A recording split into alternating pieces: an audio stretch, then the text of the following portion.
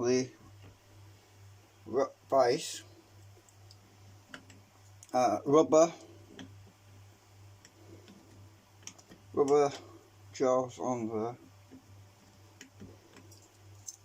and do it like this. Quite easy.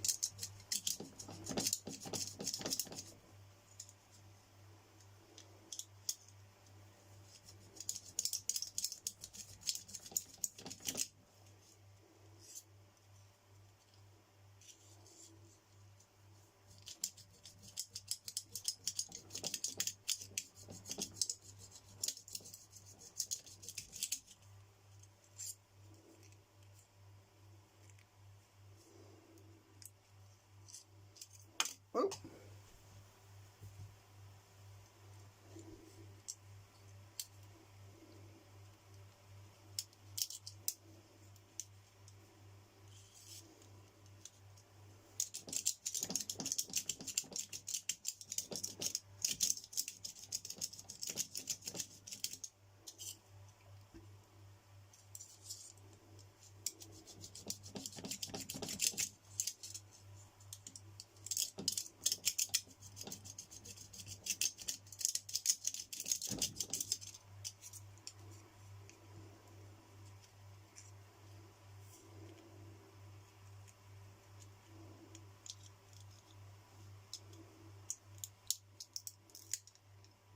This is the iron foil.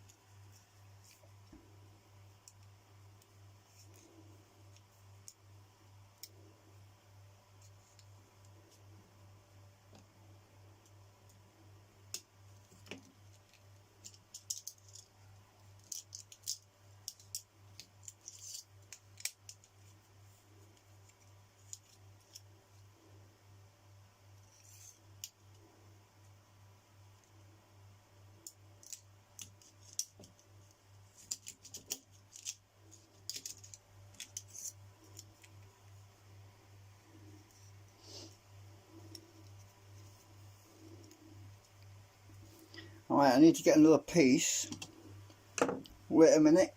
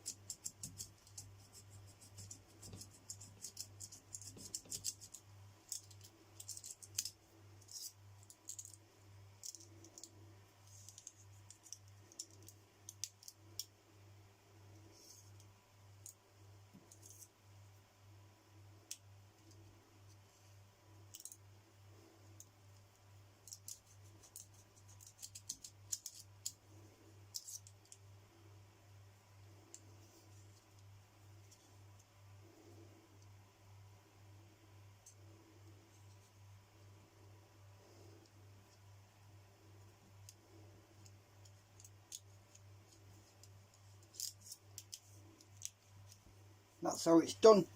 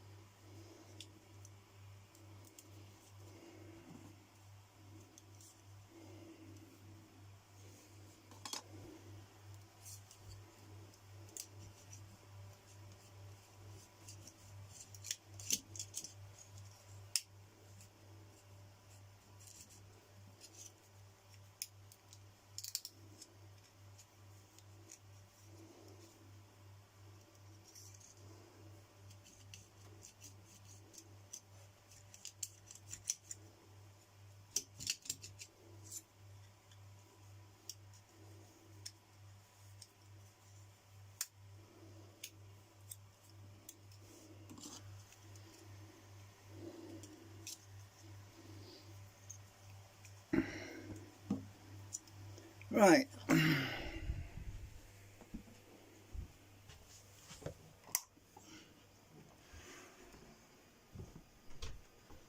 Oh.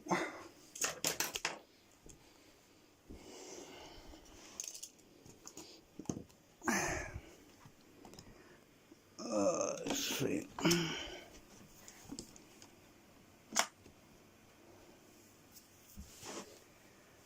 And now, because this is tight,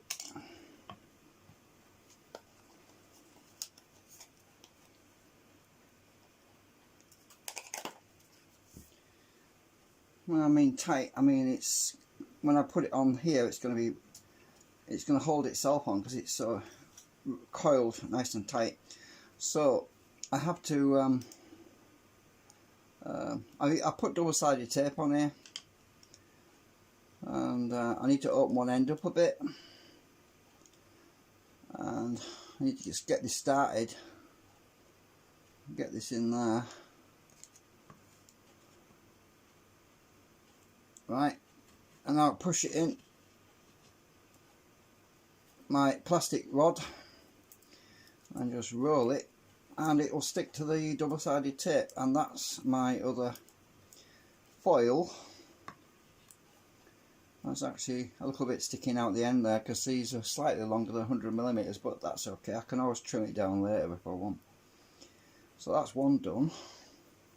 These are the ones I did before. They use the crystalline foil. On this one I'm using the iron foil because I want to compare the difference between them so that you can actually see that there's a definite difference when I hold them up against the rotor when it's spinning.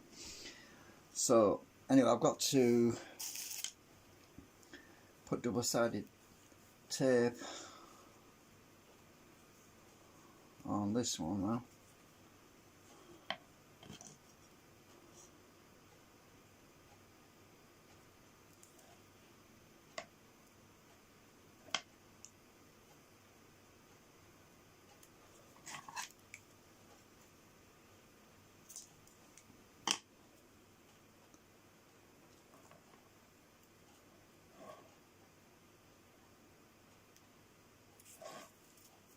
Oh, my roll.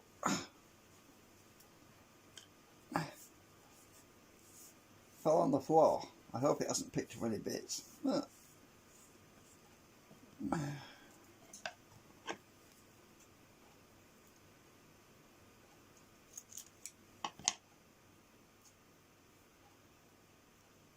Let's get this back in the bag. This tape's drying out. I'm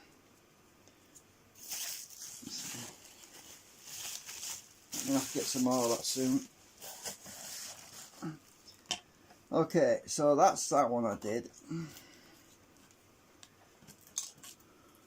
Get this tape stuck on here.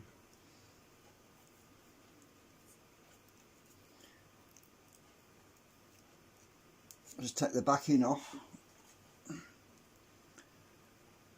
it's nice and sticky.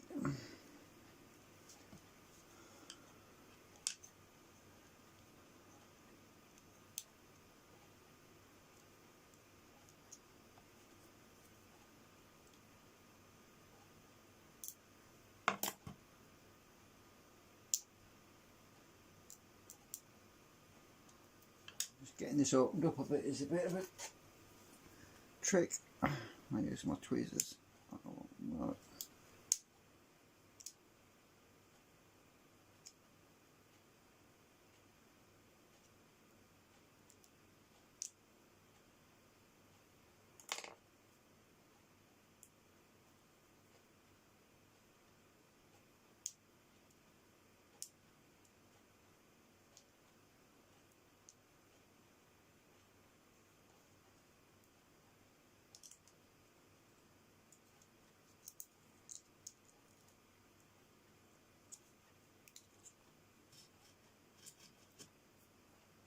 There we go.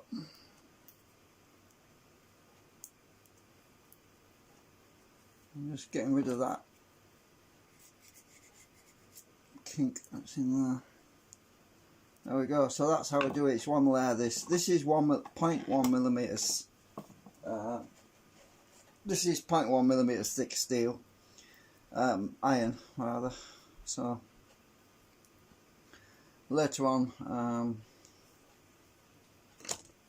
I'll compare it with the electric foil, which is 0.05 thick, and I have been thinking about the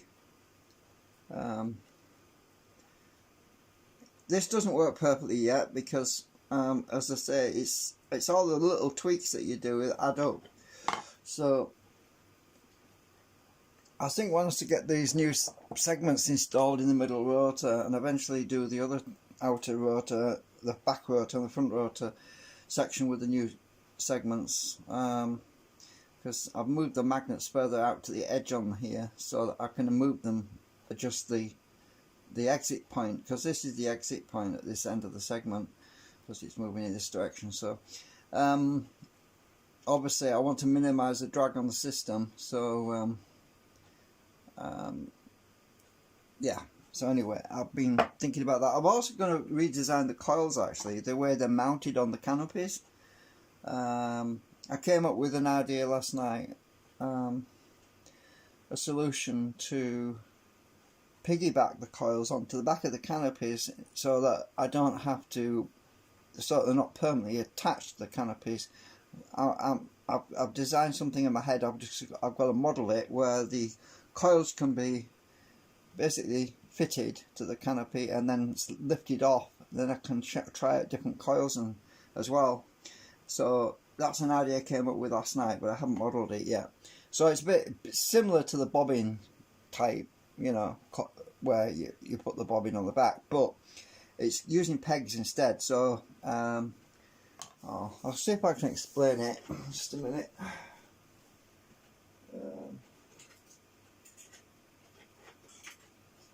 Right, so this canopy is off the other two rotor system. It's the wrong size, but what I thought about last night was to, instead of having these pegs here to wrap the coil around, was to mount some plastic rectangle slots in here, well, here and here, instead of these pegs. And then on the pegs in the slots, I could just insert. I imagine these are legs. Insert legs, leg there and a leg. Imagine a leg going in there and a leg going in there, so that they stick out. And on the other side, then wrap the coil around the pillars that stick out, and then I can remove the whole assembly. But it's going to be mounted in plastic.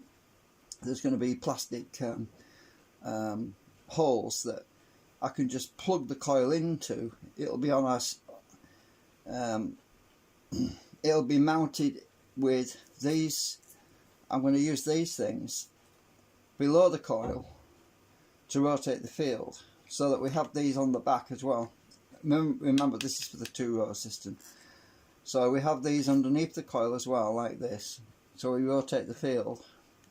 And we also mount the coil on the back of this, right? So then I can take them out, take the whole thing out off, and take these out if I don't want them, to try, you know, to try different ideas, so that I can try different types of backing, because this the way the field rotates around this steel. The actual nanocrystalline, there's very little drag actually, but this will probably induce a small amount of drag, but and it definitely attracts. But the nanocrystalline, the other stuff, is a lot less. This is thicker though. This is 0.1, not 0.05. So there will be more attraction to this than the other material. But anyway, so I was just having some ideas last night about how to do it, make it more easy for the generator to make changes to it, because at the moment when I put the cores on the canopies, they're pretty stuck there unless I break the legs off. I mean, that's a lot of messing about. I want to make them more interchangeable. Right, so that's how I do the foil. As you can see when I turn it, when I actually turn it, you'll notice there's no kinks in it at all. It's nice and smooth look when I turn it, except for where the seam is. It's got a nice round, smooth output, result, whatever.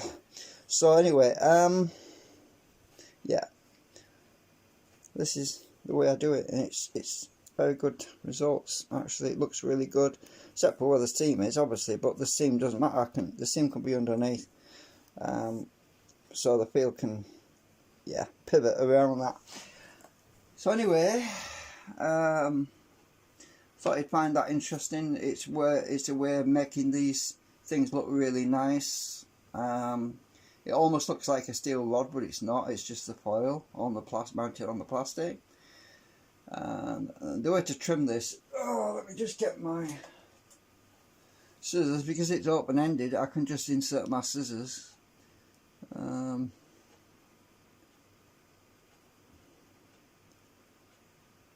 the gap.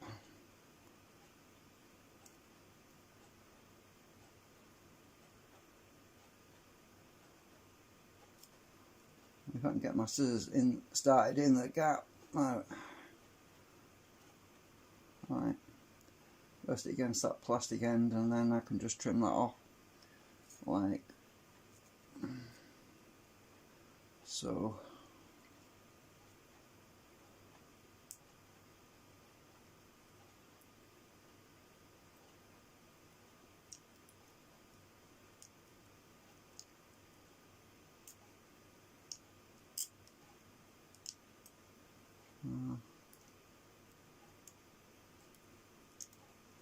So that's that one trimmed down.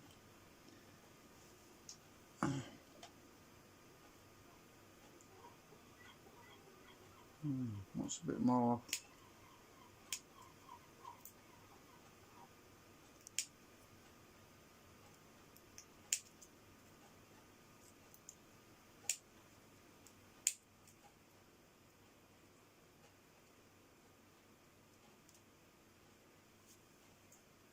I'm not saving those bits because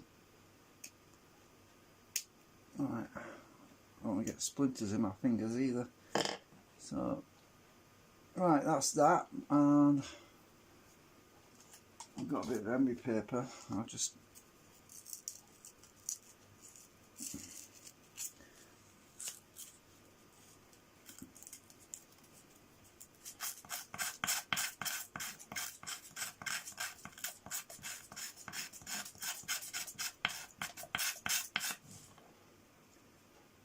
right.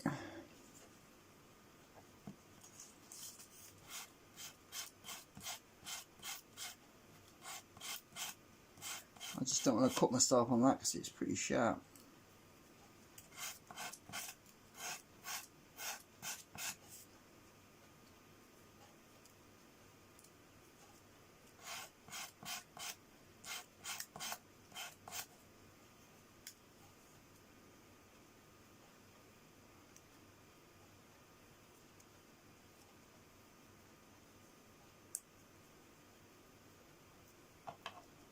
I think I'll trim this one down too. If I can find the gap.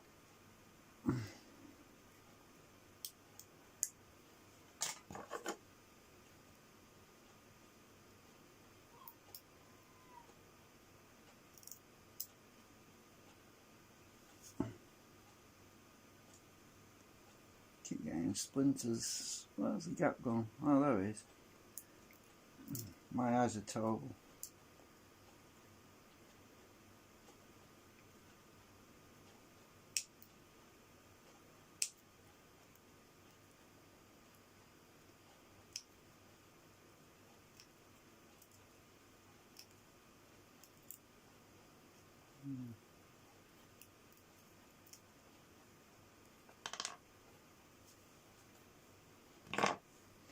It's ridiculous. This is the piece I got from China. It's like £3, over £3 for 100 by 100 millimeters. 100 millimeters by 100 millimeters. That's ridiculous. Needless to say, I'm not going to be buying this again because it's just too expensive. But it was for testing anyway.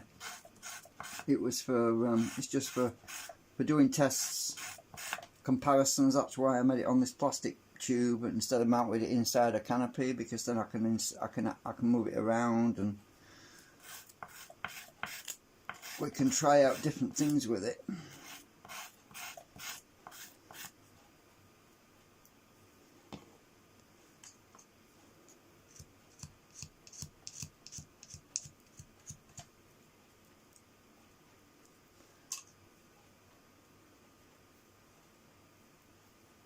Right. So, yeah, that's how I make them anyway. I just wanted to show you that. I'm not doing any tests tonight. It's 2 o'clock in the morning, more or less, nearly.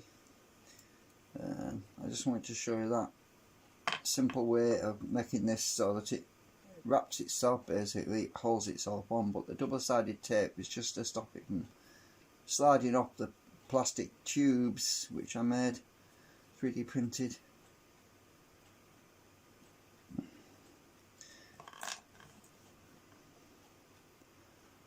Anyway, thanks for watching.